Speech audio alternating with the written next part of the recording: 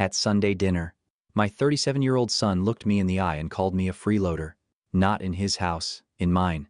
The house I paid off after 30 years of hard work, while he, his wife, and their little boy lived upstairs rent-free, ate my groceries, used my truck, and treated me like hired help. I didn't yell. I set my knife down and gave him 24 hours to leave. What he didn't know was I had already started taking everything back before dessert ever hit the table too. 2 years before Ethan called me a freeloader. He called me from a parking lot behind a grocery store. His voice had that tight, embarrassed edge men get when pride is cracked, but not broken enough to ask properly. He said the townhouse was gone. He said the credit cards had gotten away from him. A commission check had fallen through, and investments he swore were smart had turned into smoke. Lauren was crying in the passenger seat. Noah was asleep in the back, hugging a dinosaur against his chest.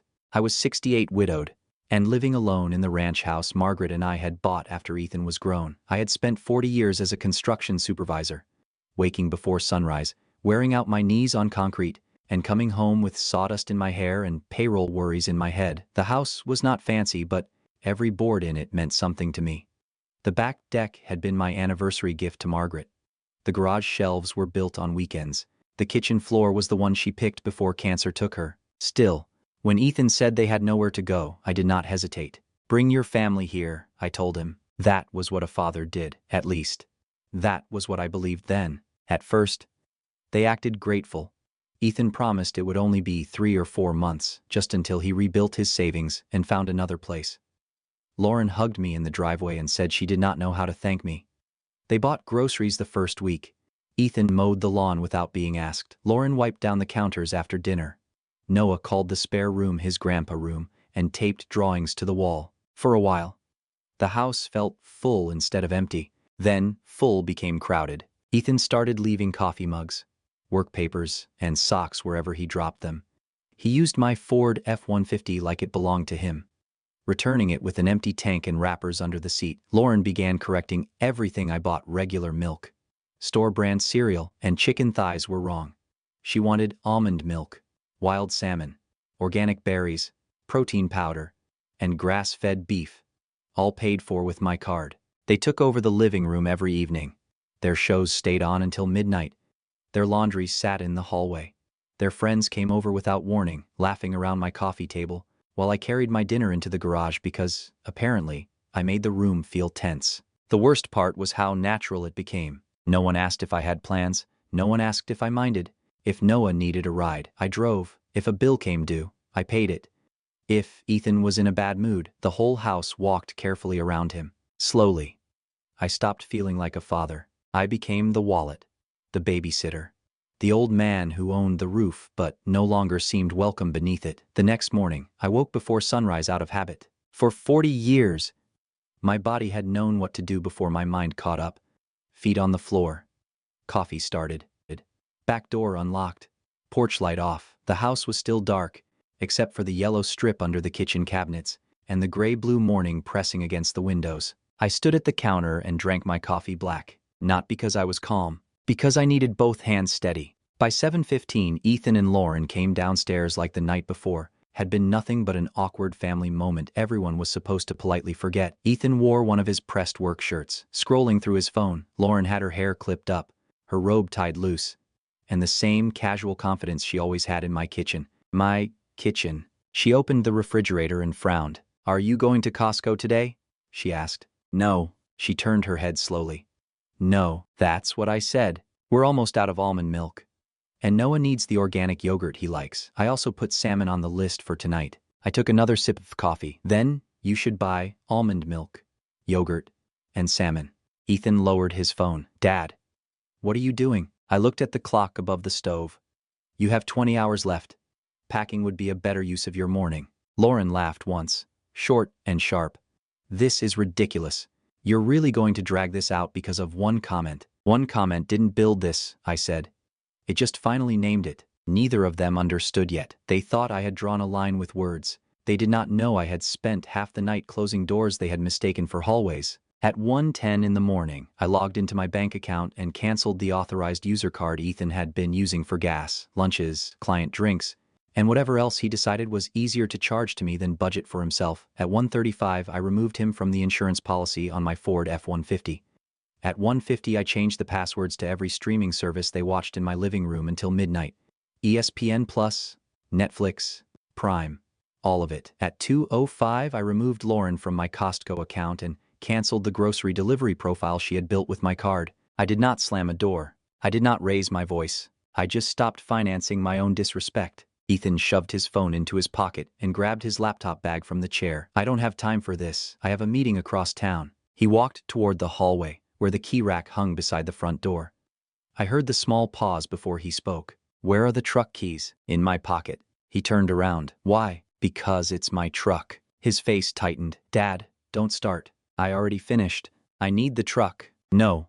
You want the truck because you never filled your own car after the check engine light came on 3 weeks ago. You ignored it. Now you can deal with it. I'm your son. And you're a grown man who has spent 2 years living under my roof while acting like I'm lucky to be tolerated in it. Lauren stepped between us, arms crossed. Give him the keys, Robert. He has a job. So do buses. Ethan stared at me like I had spoken another language.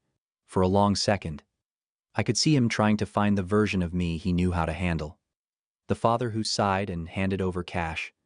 The widower who kept quiet to avoid tension. The old man who would rather swallow insult than risk losing access to his grandson. That man had been buried somewhere between last night's dinner plate and this morning's coffee. You're really making me take the bus, Ethan asked. No, I said. You made choices. The bus is just the first one you can't hand back to me. His jaw flexed. Lauren whispered something under her breath. Ethan yanked open the front door so hard the hinges cracked against the frame, then slammed it behind him.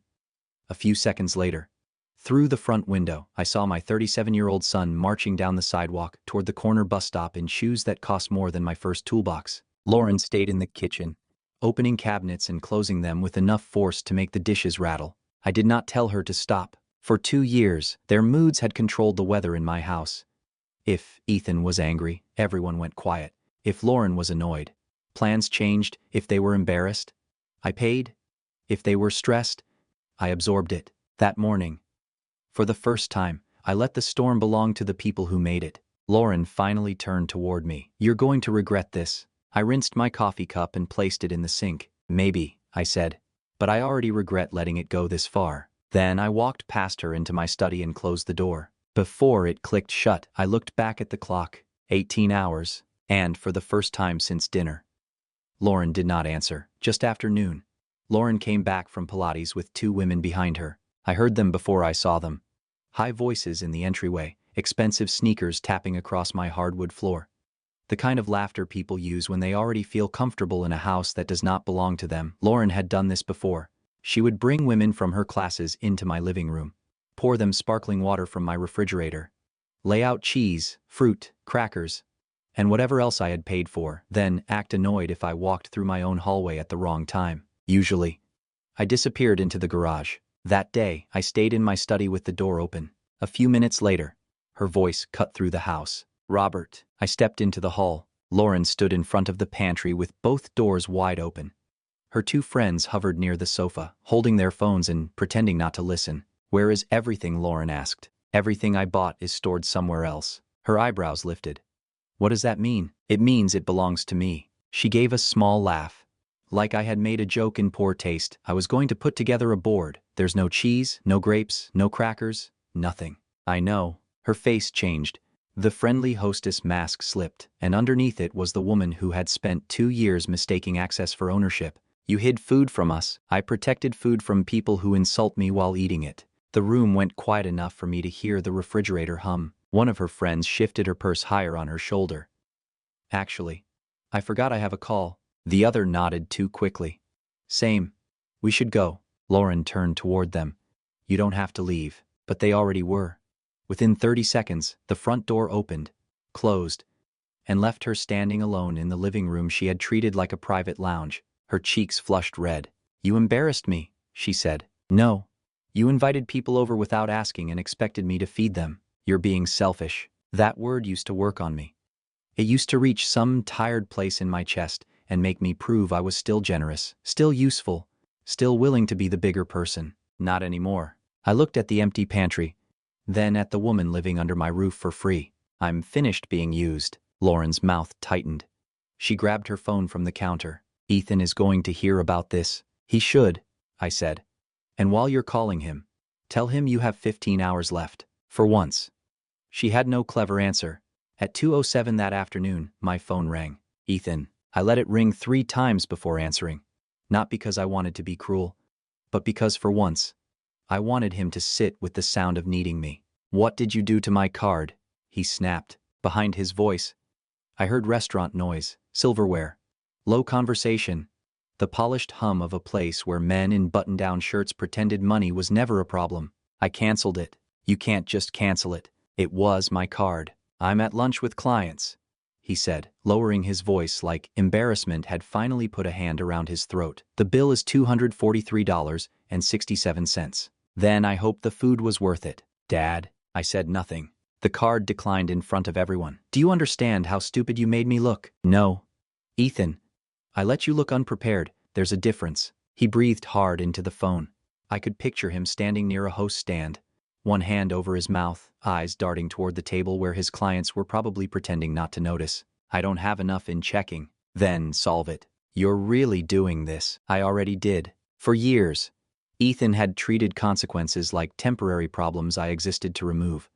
A late fee, a repair bill, a short paycheck, a declined card. He would call me angry, ashamed, or both.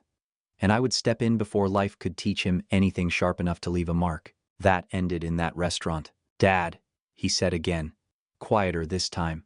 But I had heard that tone before. It was not remorse. It was calculation.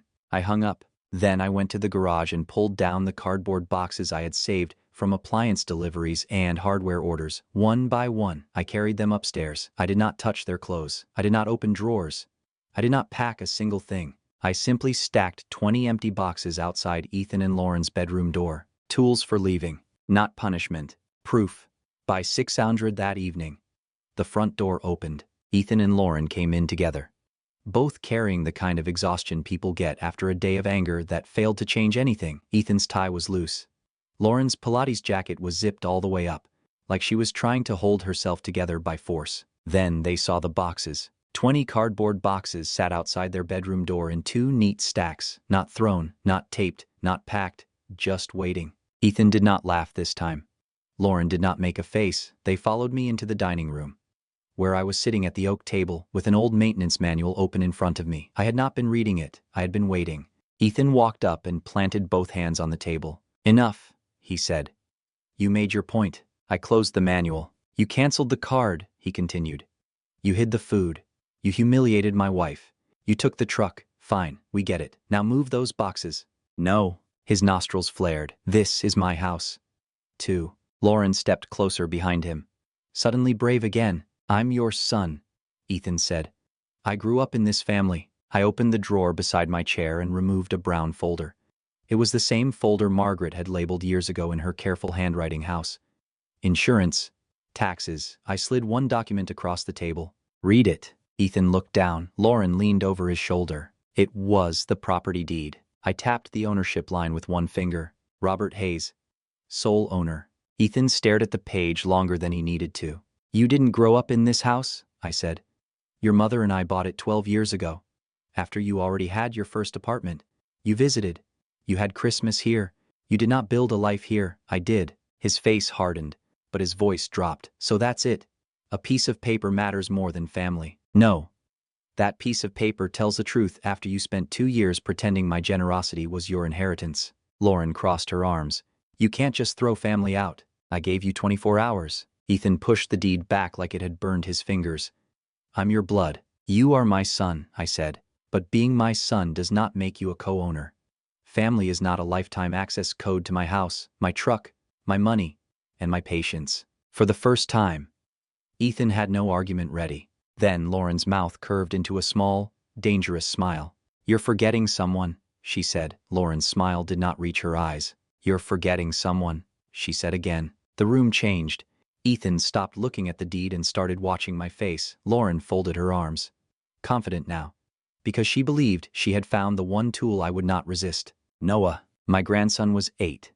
Small for his age, with Margaret's brown eyes and a laugh that could soften the hardest corner of any day. I had taught him how to hold a hammer without smashing his thumb. I had sat beside him through fevers, gone to his school plays, and handled the small emergencies his parents were too busy or too tired to manage. They knew that. They were counting on it. Lauren tilted her head. Where exactly do you expect Noah to sleep tomorrow night? In a hotel, in the backseat of a car? Is that what kind of grandfather you are? Ethan said nothing. That told me plenty. Before I could answer, a soft creak came from the stairs. Noah stood halfway down in blue pajamas, holding the stuffed dinosaur Margaret had bought him before she passed. His hair was messy from sleep, and his eyes moved from his mother to his father. Then to me. Why is everybody mad? He asked. Lauren turned immediately, her voice sweet in a way that made my stomach tighten. Grandpa wants us to leave, she said. He doesn't care where we go. Lauren, I said. My voice was low, but it cut through the room. She looked back at me. For the first time that night, I let her see the full weight of my anger. Do not put this on him. Noah's mouth trembled. I walked to the stairs and sat on the second step, so my eyes were level with his. I did not grab him. I did not pull him into the middle of a fight that was never his to carry. I just held out my hand. He took it. Listen to me, buddy, I said. This house is safe for you. Always. Your room is still your room. Your books, your drawings, your dinosaur sheets, all of that stays right where it is. You can come here whenever your parents arrange it, and I will always be your grandpa. He looked past me at the boxes. Are Mom and Dad bad? No, I said carefully. They are adults who need to handle adult responsibilities. That is between them and me. It is not because of you. His fingers tightened around mine. Did I do something wrong? The question hit me harder than Ethan calling me a freeloader. No, I said immediately. You did nothing wrong, not one thing. Behind me. Lauren went silent. Ethan shifted his weight but still said nothing. They had expected me to break. They had expected panic, guilt, maybe a bargain where I would trade my dignity for another week with my grandson under my roof. But loving Noah did not mean letting his parents hide behind him. I squeezed his small hand. You are not responsible for grown-up choices, I told him. And nobody who loves you should ever make you feel like you are. Noah stepped into my arms, and I held him tight against my chest. For a moment, the whole house seemed to stop around us. When he pulled back, I stood and guided him toward the kitchen. Come on, I said. Let's get you some warm milk. As we passed Ethan and Lauren, I looked at the clock. 9 hours, I said. Neither of them answered. That night, the house stopped pretending. The upstairs hallway filled with the hard, ugly sounds of people being forced to do what they should have done a long time ago. Drawers slammed, closet doors rolled open and shut, packing tape screamed off the roll, boxes scraped across the floorboards I had refinished the summer after Margaret died. Ethan and Lauren argued behind their bedroom door, not quietly enough to hide a single word. He's bluffing, Ethan said. No, he isn't, Lauren snapped. He canceled your card, he took the truck, he locked up the food. He called a deadline. Ethan, your father is serious. For once, she understood me better than my son did. I sat in the garage with the side door cracked open, drinking black coffee from an old metal thermos. The workbench light glowed over scattered screws, sandpaper, and the half-repaired birdhouse Noah and I had started the week before. For 2 years, I had come out here whenever the house became too loud. The garage had become the only room where nobody asked me for money, a ride, a password, or an apology. But that night felt different. I did not feel exiled. I felt still. Their panic moved above me like weather passing over a roof. I could hear it.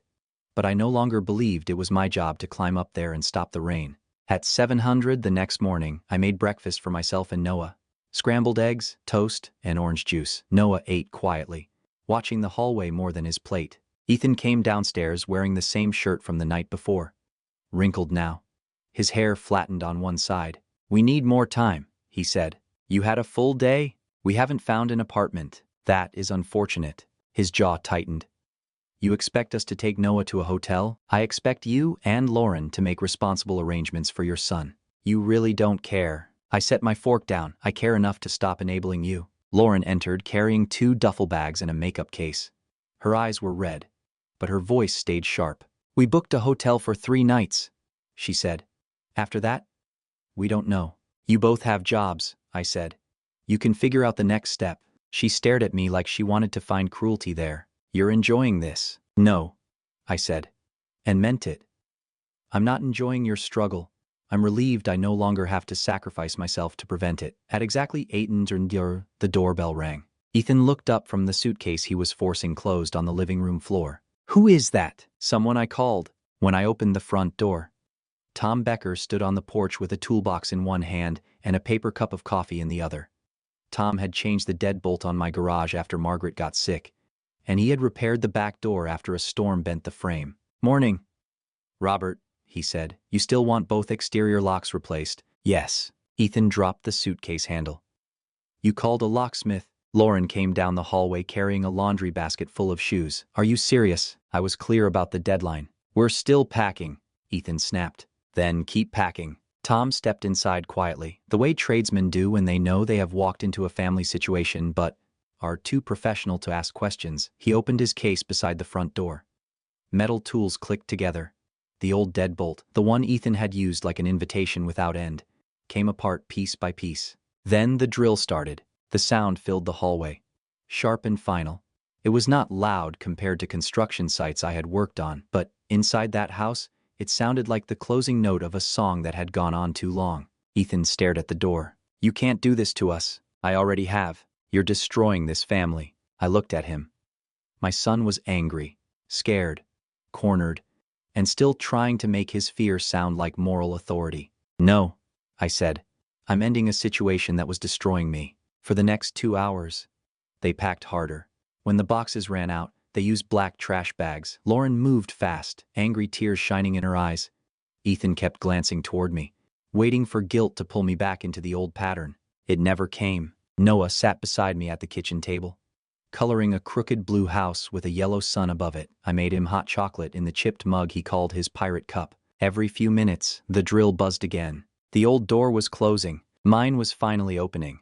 By 10:00, the rental SUV was packed so tight the rear window was useless. Suitcases filled the trunk. Black trash bags bulged between the seats. Cardboard boxes sat crookedly across the back floor, their labels written in Lauren's rushed handwriting. Shoes, bathroom, Noah, kitchen. The word kitchen made me look away. Most of what sat in that box had probably been bought with my money. Ethan carried the final suitcase down the hallway. He stopped beside me near the front door, breathing hard. His shirt wrinkled, his face pale with anger that had run out of room. I hope you're happy, he said. His voice was cold, but underneath it I heard something I had not heard from him in years. Fear, not fear of me. Fear of a world where his mistakes no longer came with my wallet attached. Fear of a hotel bill, a small apartment, a broken car, a credit card balance, and a wife who had just discovered that lifestyle and income were not the same thing. I'm not happy it came to this, I said. Then stop it. No. He stared at me like I had slapped him. You're choosing this house over your family. I'm choosing dignity inside my own home. You're destroying everything. No. Ethan. I'm protecting what's left. Lauren pushed past us with Noah's backpack in one hand and a laundry basket against her hip. Her eyes were swollen from crying, but the anger had not softened. Come on, she told Ethan. We're done here. Noah stood in the hallway holding the stuffed dinosaur against his chest. He looked smaller than he had the day before, like the house itself had grown too large around him. Grandpa, he asked. I lowered myself onto one knee.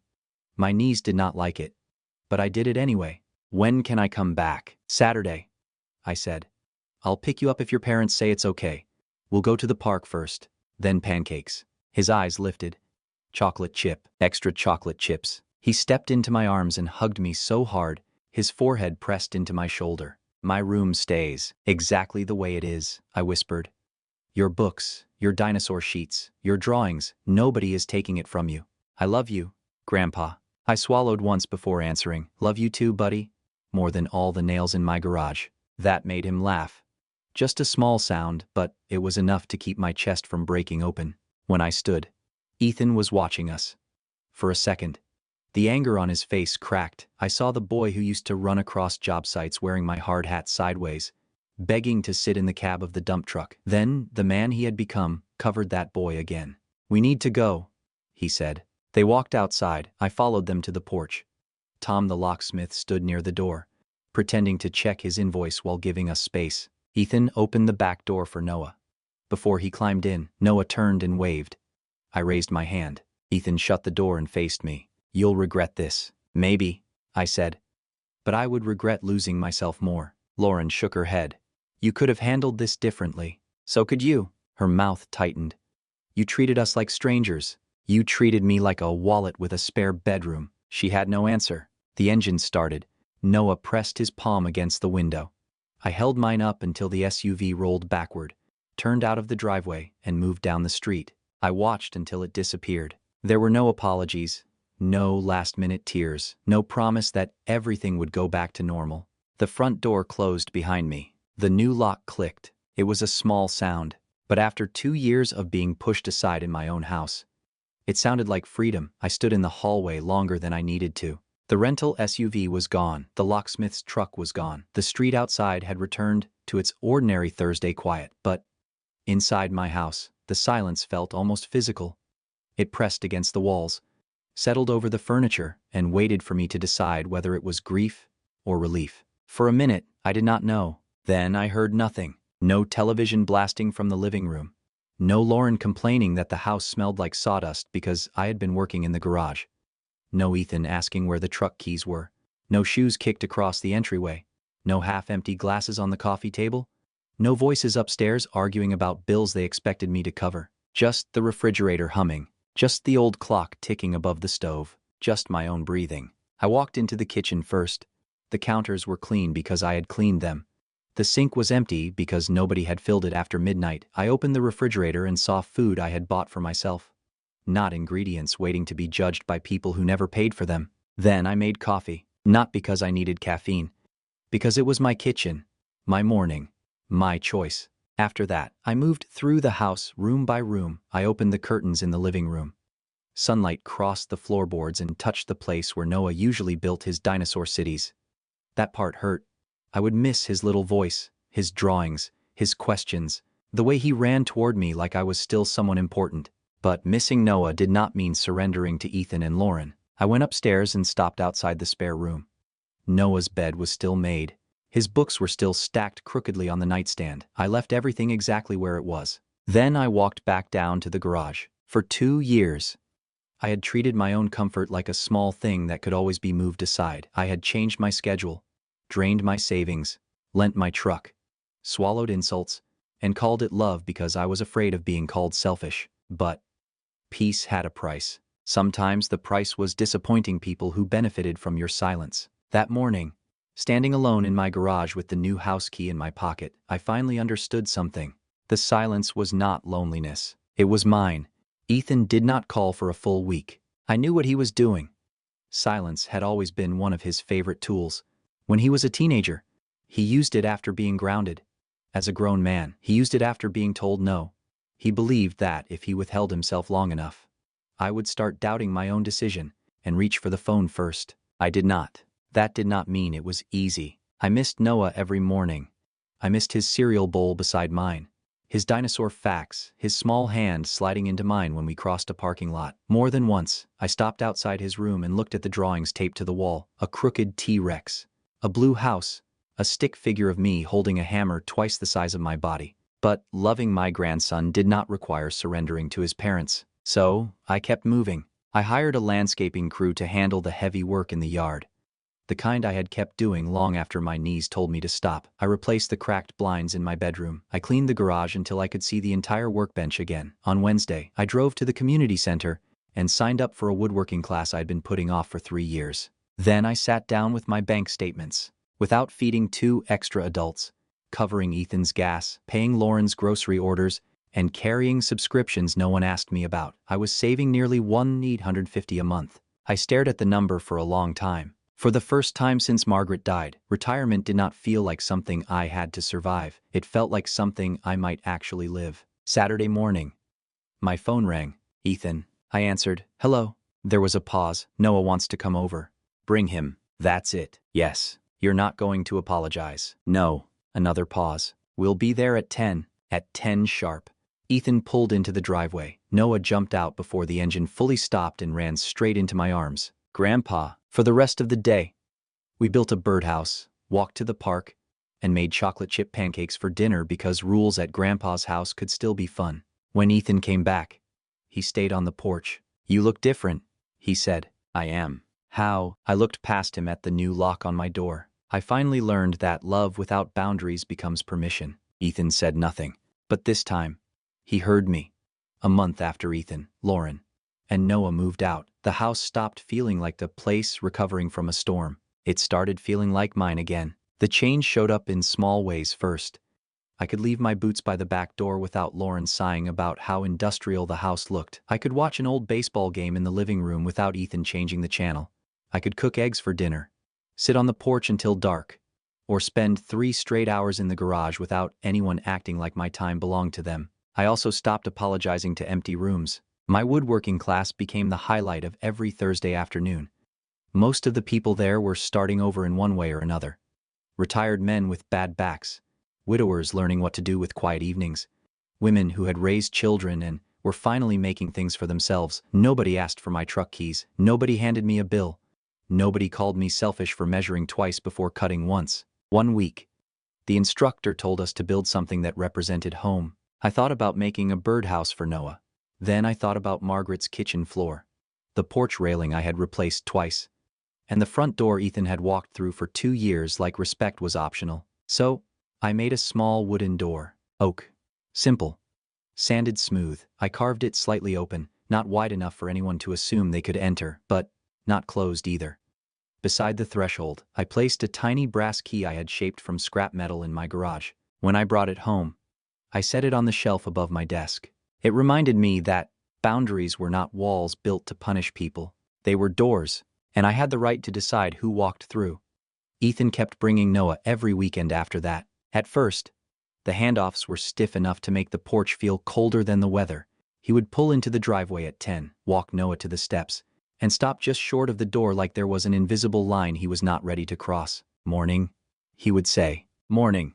I'll be back at 6. "Fine." Then, Noah would run inside, and whatever tightness lived between Ethan and me would disappear under the sound of small feet, laughter, and a backpack full of toy dinosaurs.